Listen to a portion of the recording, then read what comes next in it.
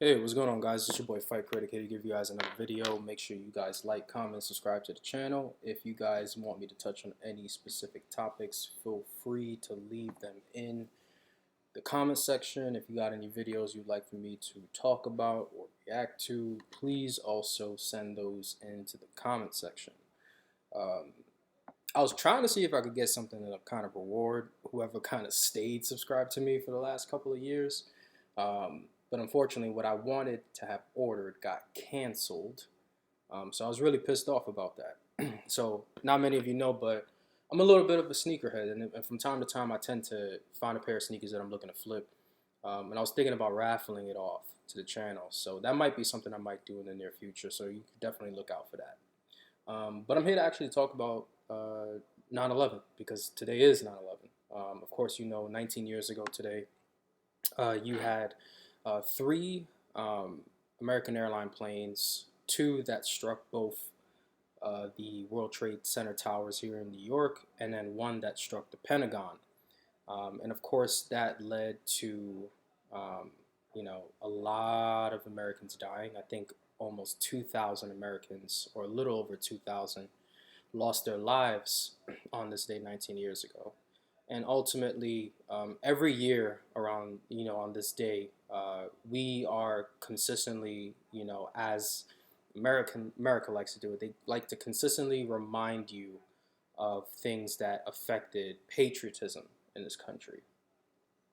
This is one that will always be, something that people always hold near and dear to them, especially those who are military based or if they've been closely, affected by what happened.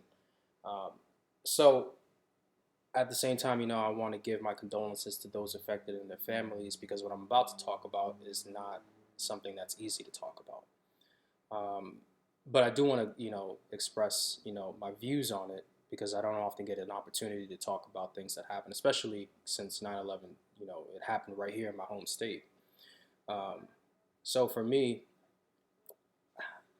on the morning of 9/11, I was just a normal fifth grader. Got up, brushed my teeth, got, took a shower, got dressed, went to school. Um, and I remember not even making it to lunch. Um, because by the time that I started to notice that countless of my classmates were getting pulled out of class, it was kind of something that just kind of like freaked me out a little bit. So I didn't know what happened. And then I kind of nudged over and I could see smoke coming from Manhattan. Now, if you're from New York and if you have ever been, downtown Brooklyn, it's not difficult if you get enough elevation in terms of building wise. It's not difficult to see the city, and the towers are easily you're able to identify them. And those were the two biggest buildings in New York. So for when that happened, at that time, I didn't know much about it yet. The only thing I asked myself is, why the fuck am I not getting pulled out of class? Why am I in a class right now that went from a size of 30 to like a size of like 15? And eventually I got pulled out of class. I believe my mother and my aunt came to pick me up. Actually, it was my aunt that came to pick me up. So we went back home, but I noticed going back home took a lot longer than normal. I think we walked probably about 6 or 7 miles to get someplace where we can actually take, public transportation to get home. And that's not normal in New York for you to have to walk 6 to 7 miles anywhere in New York to travel. It's not possible. Most of the transit is well within a quarter mile of anywhere you live, unless like you live like somewhere out on like Long Island, for instance. But if you live like in the boroughs, and if you like live especially like whether it be Brooklyn, Manhattan, the Bronx, Queens, um, those four boroughs, you can find transportation anywhere within a quarter of a mile. So the fact that we had to walk 7 miles to get to transportation, like it definitely like got things into perspective. And then we kind of took transportation a specific amount of the way, and then I had to walk another 3 miles to get where I lived. On a normal setting, that trip is no more than about 35 minutes.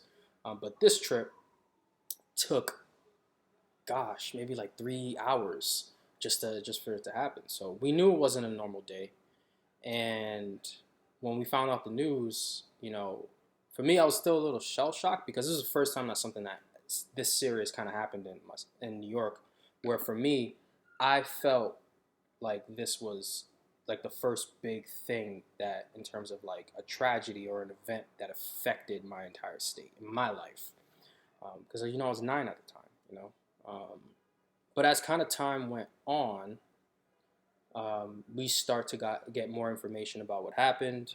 Of course, this happened right after Bush got into office. And for us, we were at a standstill of coming out of the 2000 election, which is probably one of the most corrupt elections that you'll ever notice. And if you get a chance to do research on it, you should. But when 9/11 happened, it kind of froze the entire country. Because, the U.S. likes to boast itself on being untouchable. And for the first time, the country was touched. And it was touched in a way that they couldn't understand how. And I think for me, ultimately, uh, this is when, like, me in my life, I started to kind of dictate and kind of keep track of things. And as I got older, I went back and I revisited things. Um, but I just remember as time went on and as I kind of went, along with my life, I started to do more research on 9/11 as far as like the implications, the result of it. And mostly everything is there's so much negative that came out of 9/11 instead of the positive to it. And one of the biggest reasons why like I consider it to be so much negative is number one, 9/11 changed how everyone traveled in terms of flying. Flying was completely turned upside its head. Um, you have so much that you have to abide by because of flying, and it took this happening for many of the individuals in our government to see that we needed to overly secure how we fly in this country. Yet anytime that there's a mass shooting that involves a student or somebody in a public building, you don't see us take that same approach. In fact, they say that if we were to increase security in terms of gun laws, that it would only breed more people with guns. Um, and I woefully disagree with that.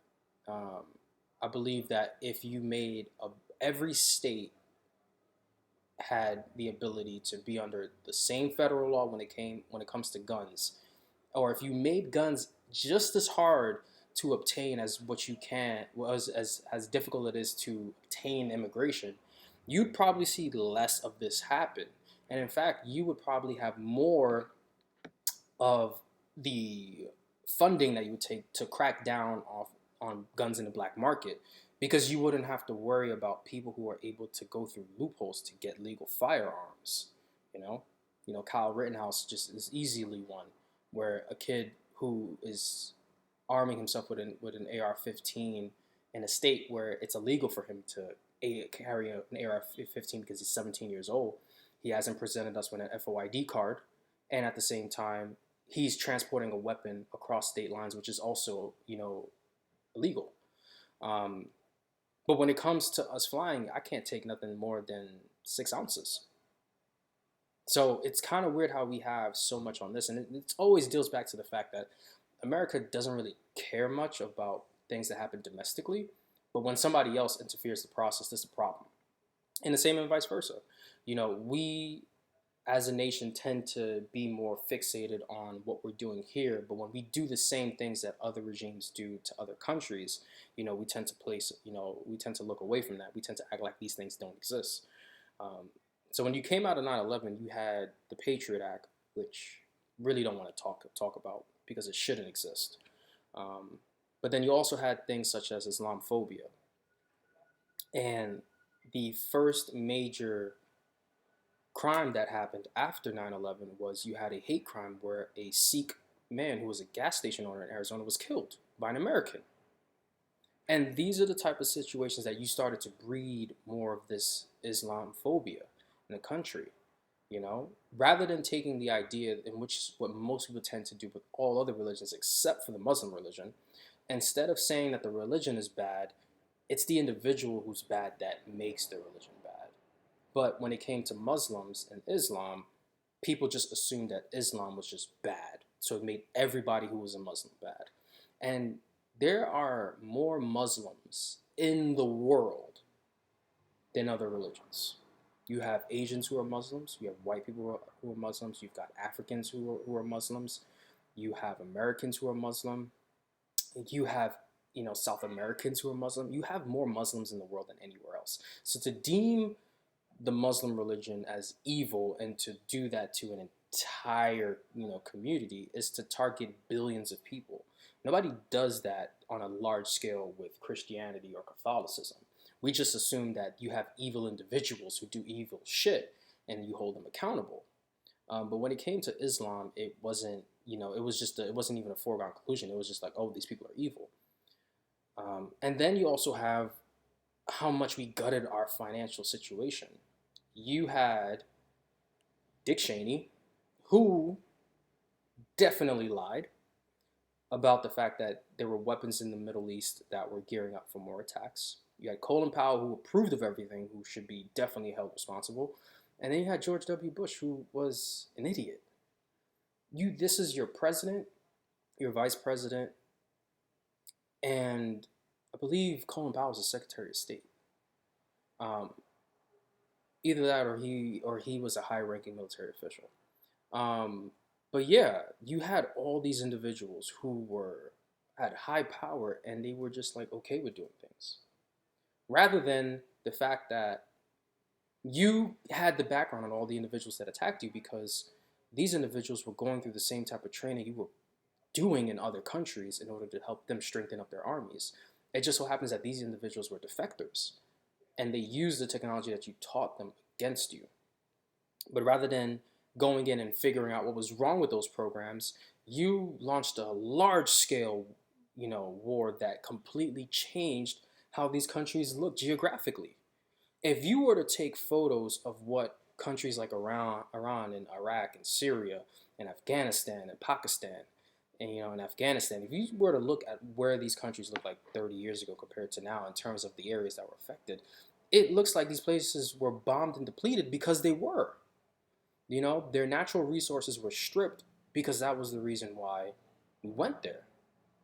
And outside of everything else, we ultimately blew up our entire budget, took money away from Americans to fund these things.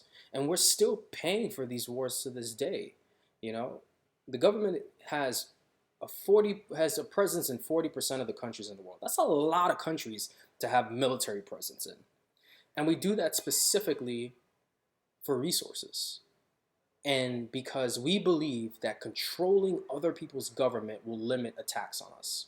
That's exactly what we've been doing. It's not the fact that we were able to go in and find a lot of the individuals responsible for it, because it took years for us to do it, but it's also the fact that we have made ourselves so protective of never letting this happen again, that we are willing to destroy other regimes around the world in order to protect us, rather than us using the same type of things that we promote in this country to let other people do the same thing.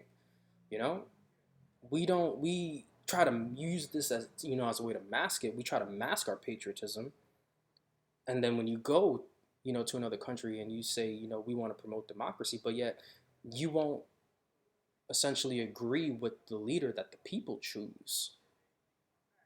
But you'll tell the people like, no, you don't need this leader. You need that leader. You need a guy that is willing to work with us. You see how it is, and with all of that, you have so many people who have had to leave their homes and go through this very difficult and tough immigration process in the U.S. because they don't feel safe knowing that at any point in time a bomb's going to come into their home and just drop in and just get rid of them and their family. They've had to muster the strength of going through this entire process, be vetted completely, down to them having their DNA taken from them at times, risk being deported back, going through the same systems that regular Americans do. And even then, these same individuals who will do all of this, prove everything is right, you'll still try to act as if these people are the enemy,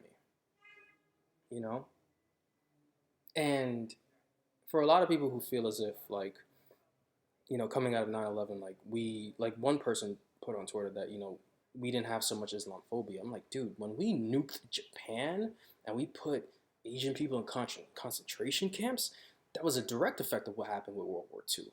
When you bomb the entire Middle East, force individuals to go into camps, and then people come in to emigrate to the US and they're subject to hate crimes, racism, Islamophobia. They can't get the right type of programs that they're on because they're subject to conscious bias. Those things are directly effective 9/11. And I feel like we are sadly going to go through the same process with Chinese Americans when it comes to coronavirus, where you're going to have a hyper radical administration right now that is going to continuously point the blame on regular everyday Chinese people, even though the data will show you that our infection rate is largely due to Europeans who traveled, not Asians who traveled, especially in New York. Almost all the roads lead back to Europeans who traveled. So when people do and say a lot of these things, it's worrying me, but at the same time, I just hope that a lot of the people who have come to the US in terms that are Chinese, they don't look at coronavirus as like their sole fault. You know, they were able to, them individually, control what they were able to do. They can't speak on everybody, but they're able to control what they're able to do.